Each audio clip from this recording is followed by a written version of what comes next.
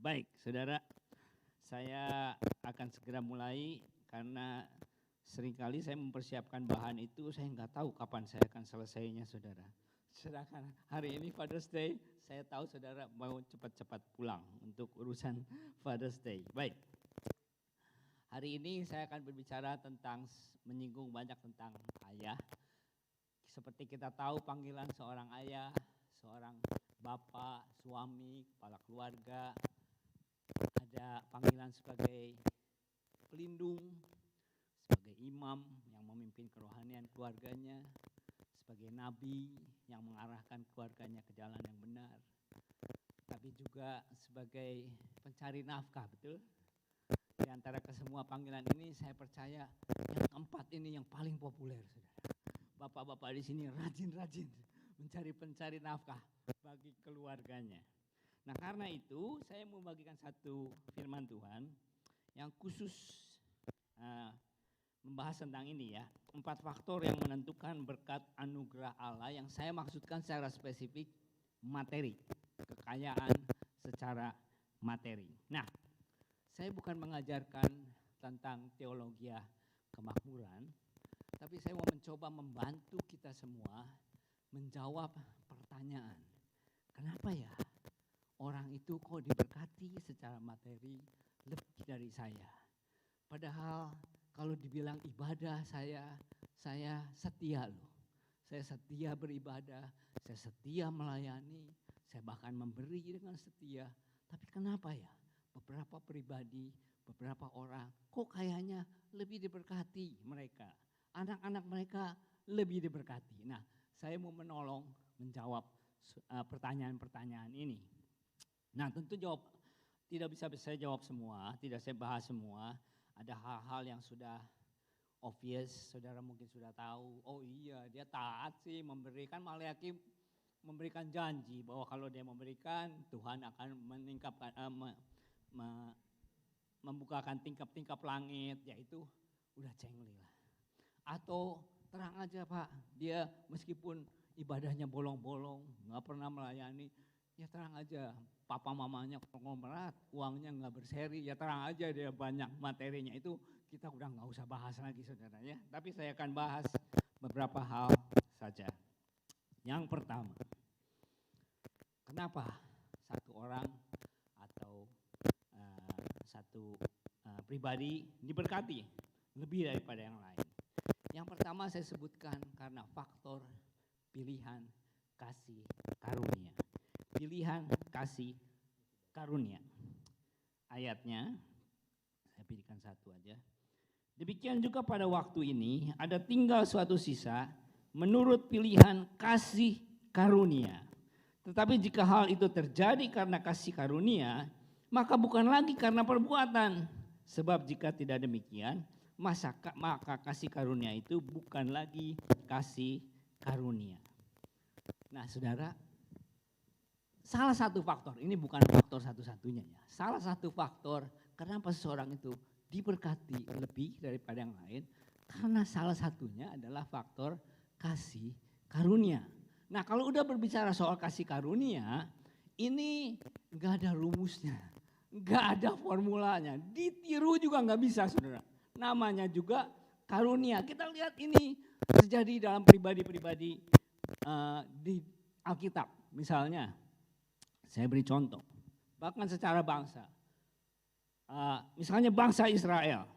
Saudara mungkin ketanya, kenapa bangsa Israel? Kenapa bukan bangsa Chinese ya? Kenapa bukan bangsa Indonesia?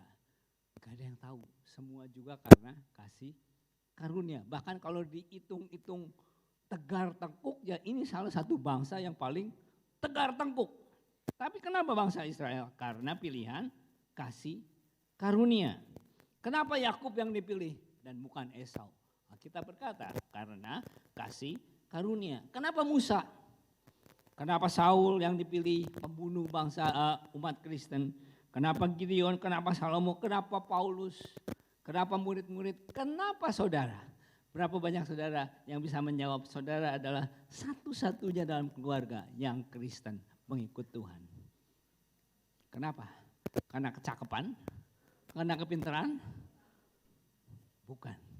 karena kasih karunia. Sekali lagi, kalau pikiran karena kasih karunia itu enggak ada rumusnya. Enggak ada formulanya, sering kali terasanya enggak fair. Tapi itulah karena kasih karunia. Saya tidak akan bahas terlalu cepat ya, terlalu panjang, kecuali poin yang keempat. Saya akan lebih lama di sana. Nah, apa yang kita bisa lakukan kalau ini karena faktor kasih karunia? Bisa saja kita minta, saudara. Seperti doa Yabes misalnya. Dia berseru kepada Tuhan, Tuhan, kiranya Engkau memberkati aku berlimpah-limpah dan memperluas daerahku. Dan kiranya tangan Tuhan menyertai aku, melindungi aku dari segala malapetaka, sehingga kesakitan tidak menimpa aku. Dan Tuhan, Allah mengabulkan doanya atau permintaannya. Enggak salah, saudara. Tapi juga kita tahu, kalau kita tahu itu karena kasih karunia, kita juga harus meresponinya dengan positif. Misalnya Paulus berkata dalam 1 Korintus 15, tapi karena kasih karunia Allah, aku adalah sebagaimana aku ada sekarang. Dan kasih karunia yang dianugerahkannya kepadaku tidak sia-sia. Sebaliknya aku telah bekerja lebih keras daripada mereka semua. Tetapi bukannya aku, melainkan kasih karunia Allah yang menyertai aku. Satu kali Billy Graham setelah seminar ada tanya jawab. Dan ada yang bertanya, orang kulit hitam. Orang kulit hitam ini agak skeptik terhadap Dr. Billy Graham ini ya, evangelis. Dia memanggilnya bukan dengan Dr. Graham atau Mr. Graham, dia panggilnya Billy. Billy. Kalau kamu orang kulit hitam, do you think you gonna be like this? Katanya. Apakah kamu akan seperti kamu apa adanya sekarang ini? Dan Billy Graham menjawab dengan humble. Dia kutip ayat ini. Mr. Anu gitu ya dia panggilnya. Aku ada seperti ini karena kasih karunia Tuhan. Dia jawab seperti begitu. Demikian juga kita. Seperti Paulus hendaknya kita menerima apa yang kita terima oleh karena kasih karunia Tuhan. Seperti Paulus berkata, ya aku bekerja keras, bahkan lebih kerja keras daripada yang lain. Tapi bukan karena aku, karena kasih karunia Tuhan. Yang kedua, faktor yang kedua, kenapa kita melihat beberapa pribadi lebih diberkati?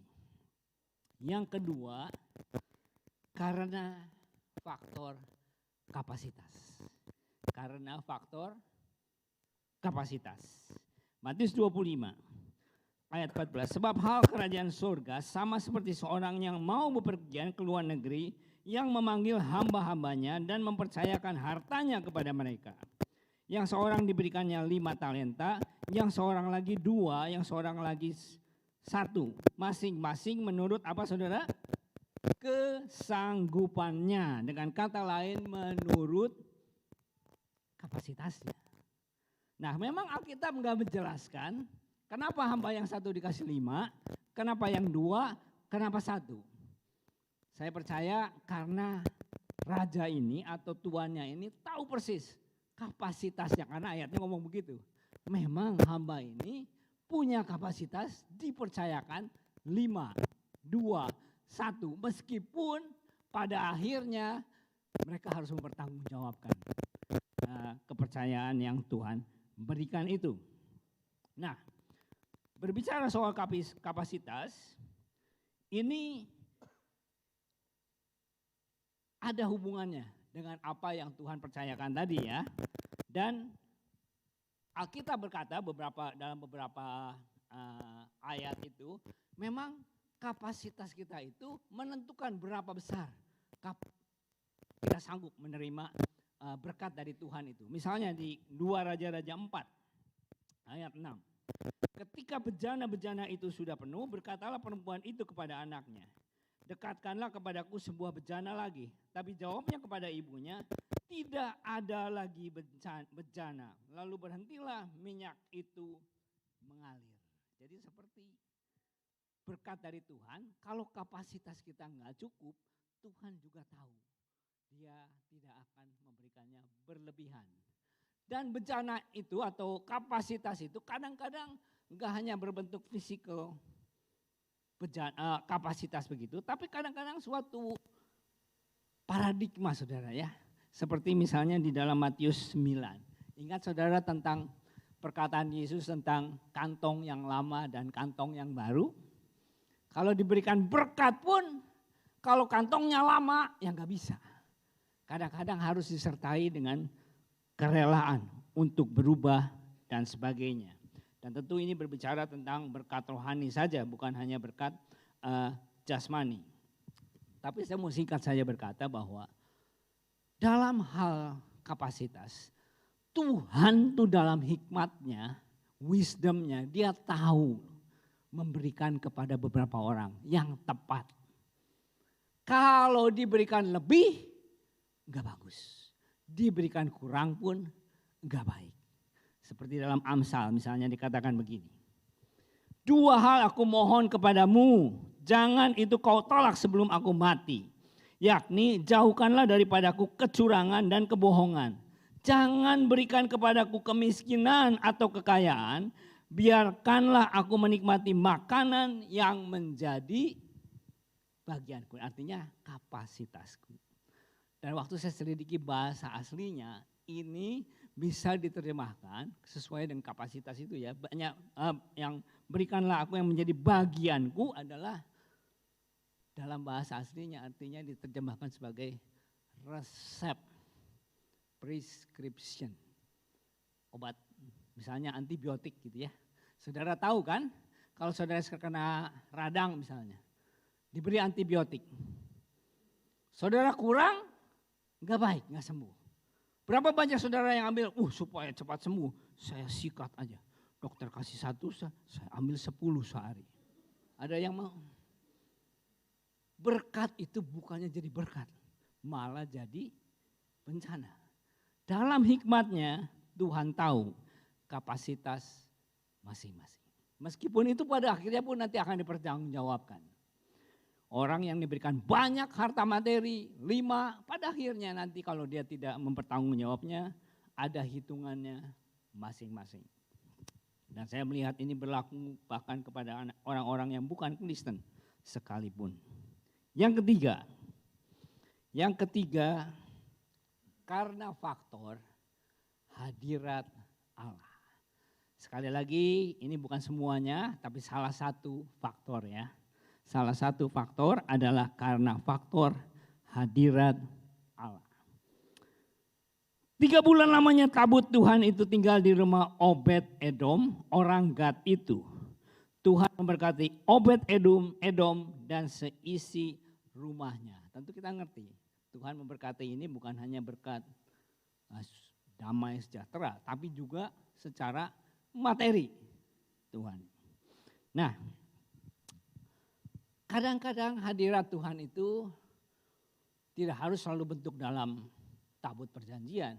Tapi ada di dalam Alkitab perjanjian lama khususnya, ada pada pribadi-pribadi loh yang Tuhan pilih gitu. Misalnya pribadi Ishak, Yakub, Yusuf, Elia. Waktu Elia datang di tengah-tengah paceklik, nggak ada makanan. Di rumah janda itu cuma punya tinggal roti dan minyak sedikit ya, setelah itu dia mati katanya. Tapi waktu ada kehadiran hamba Tuhan ini dipelihara oleh Tuhan secara materi sampai dia bisa hidup.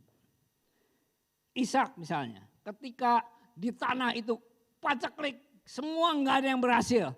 Tapi Alkitab berkata, maka menaburlah Ishak di tanah itu dalam tahun itu juga dan ia mendapat hasil 100 kali lipat sebab ia diberkati Tuhan.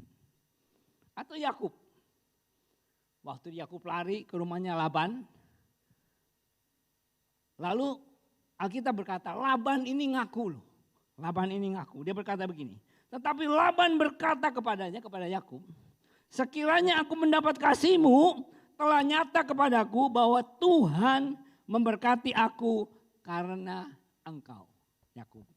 Jadi bisa begitu ya. Atau Yusuf di rumahnya Potifar. Potifar itu berkata begini. Alkitab berkata begini. Tuhan memberkati rumah orang Mesir itu, maksudnya Potifar, karena Yusuf. Sehingga berkat Tuhan ada atas segala miliknya, milik Potifar ini, baik yang di rumah maupun yang di ladang. Jadi bisa. Karena ayatnya juga berkata dalam perjanjian baru, Matius 10, barang siapa menyambut kamu, ia menyambut aku. Dan barang siapa menyambut aku, ia menyambut dia yang mengutus aku. Barang siapa menyambut seorang nabi, sebagai nabi, ia akan menerima upah nabi. Dan barang siapa menyambut seorang benar, sebagai orang benar, ia akan menerima upah orang benar. Jadi hadirat Allah enggak harus dalam bentuk tabut perjanjian lama, tapi bisa dalam hadirat pribadi-pribadi. Atau sekelompok orang. Persekutuan dan sebagainya, saudara ya. Saya ingat waktu saya studi di sekolah gitu, ada dosen-dosen yang bersaksi kepada kita. Dan saya tahu dosen-dosen ini hari ini hidupnya diberkati secara materi. Dan dosen itu bercerita loh, dia nggak ngomong tentang hal ini ya, tentang faktor hadirat Allah ini begini. Tapi saya perhatikan, mereka menceritakan bagaimana mereka itu pada dulunya belum kaya, tapi suka menyambut hamba-hamba Tuhan dalam rumahnya. Salah satunya papahnya Rubin Adi, Om Julius itu ya. Dia berkata, dia cerita, aduh Rubin itu katanya protes katanya, marah sama saya katanya. Papa ini kenapa sih katanya, terimain aja pendeta-pendeta dari kampung katanya. Padahal pendeta kampung itu bukannya ada urusan atau apa, sengaja datang cari pelayanan. Di Tasikmalaya pada waktu itu. Dikasih pelayanan, pulang dipesangonin. Kenapa sih papa katanya begini? Aduh, Om Julius tuh kasih nasihat. Aduh, apa sih katanya. Cuman kasih makan paling cuman berapa ribu, kasih ininya. Dan hari ini saya lihat mereka diberkati. Anak cucu semua. Satu lagi dosen di Melbourne juga berkata begitu. Selalu menampung.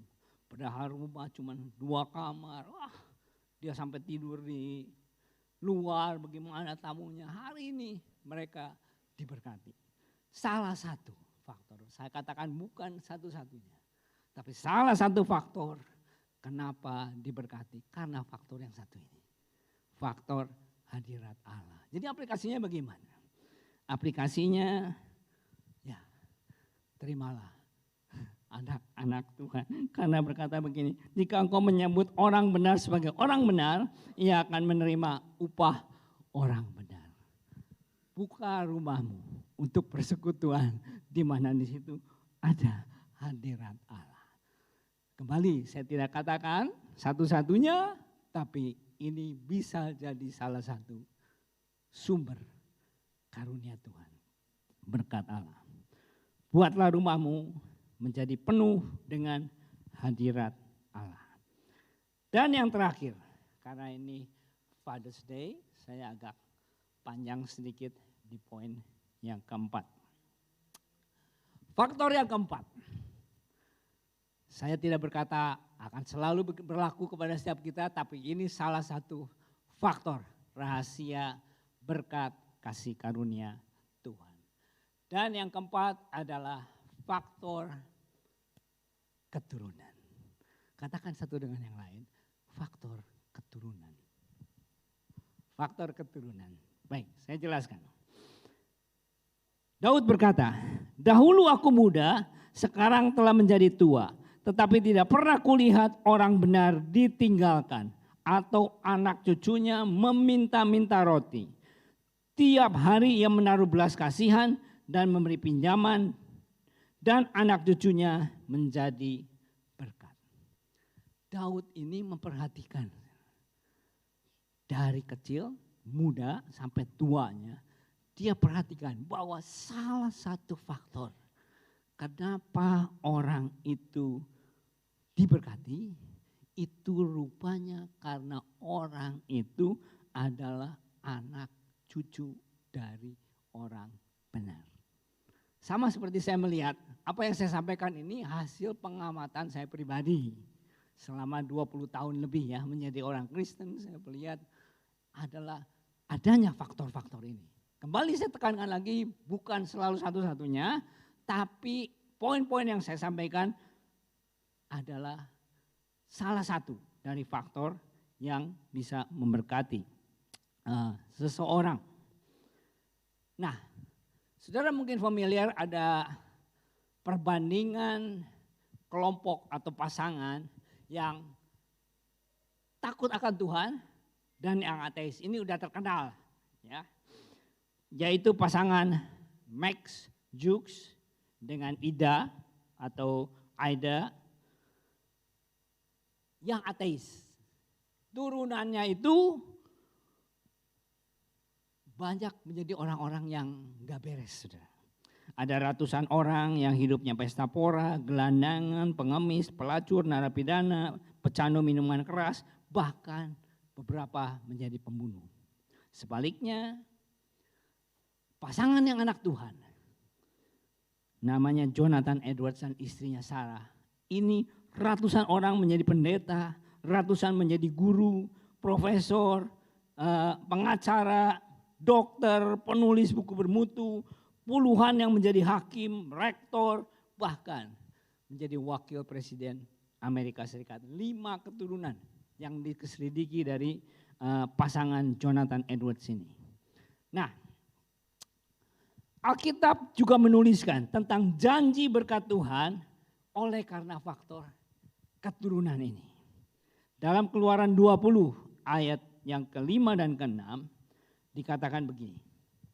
Sebab aku Tuhan Allahmu adalah Allah yang cemburu, yang membalaskan kesalahan bapa kepada anak-anaknya, kepada keturunan yang ketiga dan keempat dari orang-orang yang membenci aku.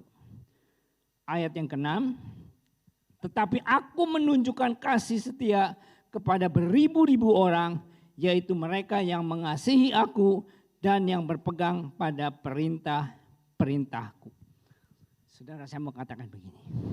Ada jaminan Allah yang luar biasa bagi setiap anak Tuhan. Kalau bapak dan ibu saudara yang ada di sini adalah orang yang mengasihi Tuhan, cinta akan Tuhan, ikut dengan Tuhan sepenuh hatimu, itu ada janji Tuhan. Bukan hanya kepada dirimu sendiri, tapi kepada anak cucumu. Kalau kau tidak punya anak secara lahiriah, ada anak-anak rohani yang saudara turunkan. Setiap orang yang percaya melayani Tuhan dengan sesungguh hati, itu sesungguhnya saudara sedang memberikan asuransi hidup di dalam hatinya Allah. Bukan hanya kepada saudara, tapi kepada anak dan cucu saudara, keturunan saudara. Dikatakan kalau engkau setia, janji berkat Tuhan itu sampai pada beribu-ribu orang keturunan saudara. Sebaliknya, kalau kita berbalik kepada Tuhan, saudara menjauhi Tuhan, itu ada janji yang bisa merusak bukan hanya saudara, tapi juga merusak masa depan dari anak cucu saudara. Oleh karena itu, jangan terlalu gampang untuk kita kecewa, marah, berbalik kepada Tuhan, bahkan meninggalkan Tuhan. Karena bukan hanya kita sedang menghancurkan hidup kita, tapi kita sedang menghancurkan masa depan anak cucu kita.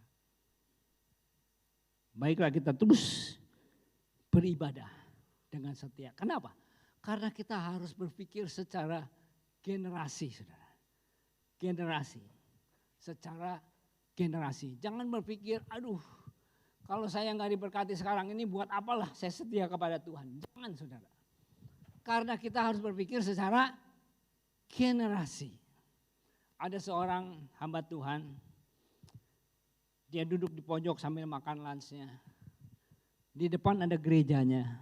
Gerejanya kecil. Dia sudah 15 tahun di situ. Kerja keras. Tapi gerejanya enggak tumbuh besar, kecil. Sementara di sebelahnya gerejanya mega church. Mega church. Saya percaya ketika ini kesaksiannya ditulis oleh yang mega church itu, saudara. Dia menceritakan tentang hamba Tuhannya ini. Rupanya temannya juga gitu ya ininya. Dari kesaksian hamba Tuhan yang frustrasi ini, dia seperti protes kepada Tuhan. It's not fair, Lord, katanya. Saya kerja keras dan saya cuman diberkati secara begini. Lihat itu katanya, gereja yang besar itu. Tapi Tuhan seperti berkata dalam hatinya, what if, bagaimana kalau seandainya anakmu yang nanti akan memimpin gereja yang besar. Bagaimana nanti kalau putrimu yang akan menuliskan buku yang akan memberkati banyak orang. Wow, that will be a dream come true, kata si pendeta kecil ini, saudara. Dan dia mulai melihat secara generasional bahwa apa yang dia lakukan ini adalah benih yang dia tabur. Benih yang kita tabur ini belum tentu kita yang tuai, saudara. Tapi itu adalah investasi yang akan dipetik nanti oleh anak cucu kita. Kita harus berpikir secara generasi. Sebaliknya, kalau kita berpikir, biarlah saya punya adat yang jelek, saya punya kebiasaan yang buruk. Toh, ini hidup saya. Kalau saya jadi seorang pemarah, biarlah. Saya tidak memperlakukan orang sebagaimana mestinya. Saya orangnya selfish. Biarlah, yang penting saya hidup, saya senang sekarang ini. Masalahnya, pemikiran seperti begini, itu bukan hanya tidak bagus untuk kita, tapi juga menghancurkan generasi selanjutnya. Tapi sebaliknya, kalau seandainya kita punya pikiran secara generasi dan kita mau beribadah kepada Tuhan dengan setia, ada hal-hal yang saudara turunkan kepada anak cucu kita. Kalau yang tadi kita menurunkan adat-adat yang jelek, kebiasaan-kebiasaan yang jelek, yang tidak setia, itu akan diturunkan seperti DNA, saudara. Tapi sebaliknya kalau saudara mempunyai DNA yang bagus, kesetiaan saudara, ibadah saudara, itu pun akan diturunkan. Dan itu yang akan memberkati anak cucu saudara sampai kepada beribu-ribu orang selanjutnya. Setiap hal yang baik, setiap ibadah saudara, setiap kesetiaan saudara, setiap pelayanan saudara, itu seperti saudara menanamkan bank rohani di dalam hatinya Allah. Yang nanti mungkin akan dituai oleh anak dan cucu kita semua. Jangan saudara cenderung berpikir, Tuhan siapa sih saya? Saya kan cuman pegawai toko. Pekerjaan saya sederhana. Saya cuma kerja di pabrik. Saya cuman ibu rumah tangga. Jangan berpikir seperti itu. Berpikirlah secara generasi. Faktanya, kalau engkau adalah ibu yang takut akan Tuhan. Kalau engkau adalah orang tua yang setia. Engkau adalah orang tua yang setia beribadah. Engkau setia bahkan rajin melayani. Bahwa engkau adalah orang yang disiplin. Engkau adalah orang yang kerja seperti bekerja kepada Tuhan, Alkitab berkata. Itu akan melahirkan benih-benih yang saudara tabur di bank ilahi hatinya Allah. That's faktor keturunan. Saya mau bacakan beberapa ayat yang sebelumnya saya mau ajak saudara buka di Ulangan 6. Saya tidak tuliskan ayatnya. Saya harap saudara baca di rumah dengan baik-baik seluruh chapter Ulangan 6 ini ya. Ulangan 6. Saudara bisa buka dalam HP saudara. Ulangan pasal yang ke-6, kita tidak akan baca semuanya karena waktu. Tapi dalam Ulangan 6 ini adalah wanti-wantinya Allah kepada umat Israel. Perhatikan perintah-perintahku. Jangan kamu abaikan. Taati perintah-perintah ini. Bahkan kamu ajarkan kepada anak cucu. Waktu kamu bangun, waktu kamu tidur. Waktu kamu di dalam maupun kamu dalam perjalanan. Ajarkan ini supaya mereka setia kepada Tuhan. Dengar hai orang Israel, Tuhan itu Allah kita, Tuhan itu Esa ayat keempat, kelima. Kasihilah Tuhan Allahmu dengan segenap hatimu, segenap jiwa dan segenap kekuatan. Kalau kau lakukan ini, bahkan anak-anakmu engkau akan melihat mereka akan masuk ke dalam tanah perjanjian, mereka akan menikmati kota-kota yang baik yang mereka tidak dirikan. Rumah-rumah yang penuh berisi berbagai barang mereka yang tidak mereka isi. Sumur-sumur yang tidak mereka gali. Kebun-kebun anggur dan kebun zaitun yang tidak mereka tanami. Apabila engkau sudah makan dan selanjutnya. Ini saya ganti pronounce-nya ya. Supaya saudara membacanya lebih personal gitu.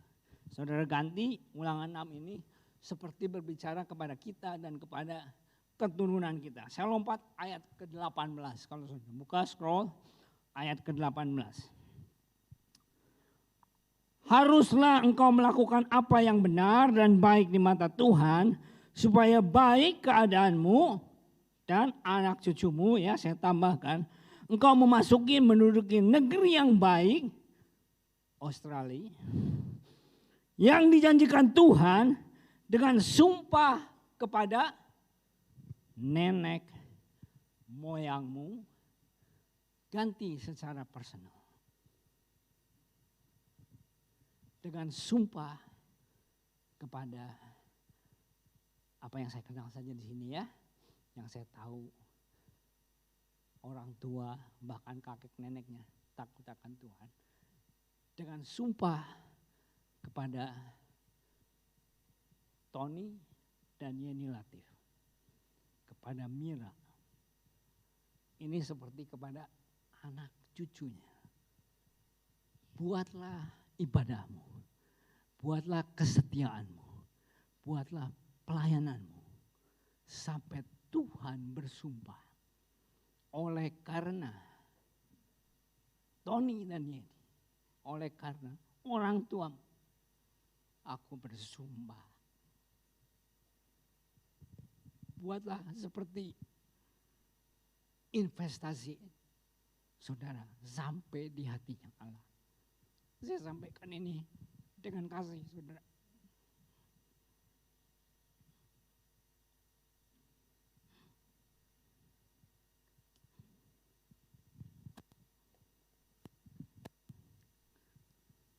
Saya bacakan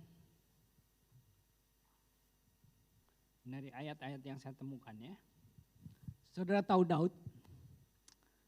Orang yang hatinya God's own heart ya. Apa itu bahasa Indonesianya? Ya saudara tahu lah ya. God's own heart. Nah, bagaimana Tuhan berjanji kepada Daud. Nah, 20 tahun setelah Daud meninggal. Ini zaman anaknya Salomo. Tuhan berkata begini kepada Salomo. Karena kelakuanmu, maksudnya Salomo ya, yang tidak berkenan kepada Tuhan. Tuhan berkata, karena kelakuanmu, aku akan mengoyakkan kerajaan itu daripadamu, tapi karena Daud ayahmu, aku tidak akan melakukannya sekarang. 60 tahun kemudian, kepada cicitnya Daud, Tuhan berkata lagi, Abiam hidup dalam segala dosa yang telah dilakukan ayahnya sebelumnya. Dan ia tidak dengan sepenuh hati berpaut kepada Tuhan Allahnya seperti Daud moyangnya. Meskipun cicitnya ini tidak hidup di dalam perkenanan Tuhan, hidup di dalam dosa. Tuhan itu memberikan kasih karunia dengan mengangkat anaknya untuk menggantikan dia dan membiarkan Yerusalem berdiri. Dan Alkitab berkata, oleh karena Daud, nenek moyangmu. 300 tahun kemudian, zaman Raja Hizkia. Hizkia raja yang lumayan baik, tapi juga ada kekurangannya. Ini raja yang selfish. Dia tidak mempedulikan keturunannya. Dan satu kali ketika setelah dia disembuhkan dari sakit, ada rombongan dari Raja Babel waktu itu. Babel waktu itu masih kecil. Dan Raja Hizkia mempamerkan kekayaannya. Ditegur oleh Nabi Yesaya. What are you doing? Katanya. Apa yang kamu lakukan itu? Ya kasih lihat harta benda, istana dan bait Allah di situ. Lalu Yesaya bernubuat, satu kali nanti raja itu akan datang menghabiskan semuanya, menyita semuanya. Lalu dalam hatinya Hizkia berkata begini, baik sekali perkataanmu. Tapi dia bilang secara sederhananya, dia bilang begini, EGP, emangnya gue pikirin, yang penting asal gue aman sekarang. Begitu dia ngomong begitu saudara. Dan Tuhan berkata, pada zaman Hizkia ini, aku akan memperpanjang hidupmu 15 tahun lagi, dan aku akan melepaskan engkau dan kota ini dari tangan Raja Asyur. Aku akan memagari kota ini oleh karena aku dan oleh karena Daud hambaku. 300 tahun. You see, apa yang saudara tabur itu bisa menjadi kutuk 3-4 turunan atau bahkan menjadi berkat sampai beribu-ribu orang keturunan saudara. Pilihannya ada di tangan kita. Saya memberikan nasihat oleh karena kasih. Setialah kepada Tuhan. Layanilah, ikutlah Tuhan dengan segenap hatimu. Karena saudara akan menaruh investasi di dalam hatinya Allah. Tuhan memberkati.